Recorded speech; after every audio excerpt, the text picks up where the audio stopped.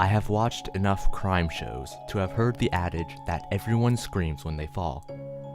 More than one mystery had started with a detective puzzled by the lack of a scream from an apparent jumper.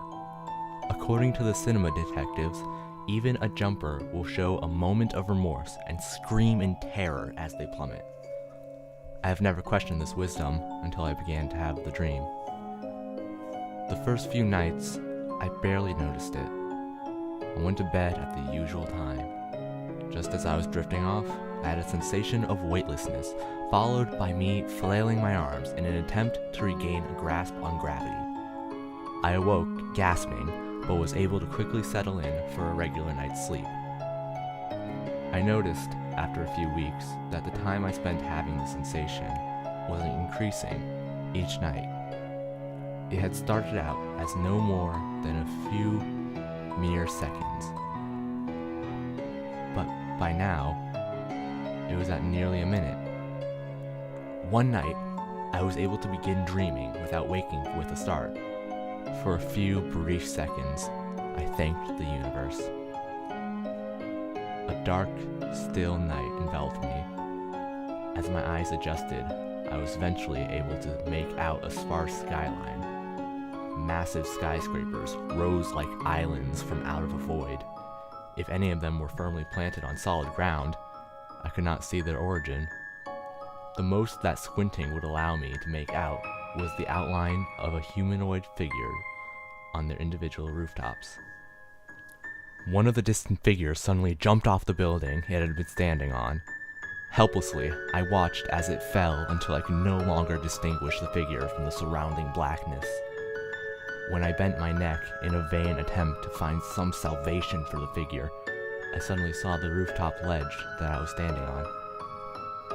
My foot slid off the ledge with a knowing curiosity, and I woke up, having been dreaming for exactly 1 minute. No therapist, sleep study, or prescription was able to change how my night went for the next 2 months. Each night it was always the same dream, and each night I explored the endless, rushing chasm for exactly 1 more minute. While experts had failed me, I could almost have lived with things as they were. After all, how long is 1 minute in cosmic terms? What foolish optimism I had. When I awoke on the night when the dream lasted for 2 hours, instead of the expected 61 minutes, I finally began to understand. My existential crisis was apparently somehow also vaguely exponential. Seconds became minutes, became hours. My mind shuddered at the mathematical implications. I tried not sleeping. My blood coursed with everything from caffeine to prescription stimulants, and still I blacked out every night. The morning I awoke with an aching jaw on my tiled kitchen floor, surrounded by a cold coffee puddle and mug shards. I decided it just seemed safer to make sure I was in a bed when the dream began.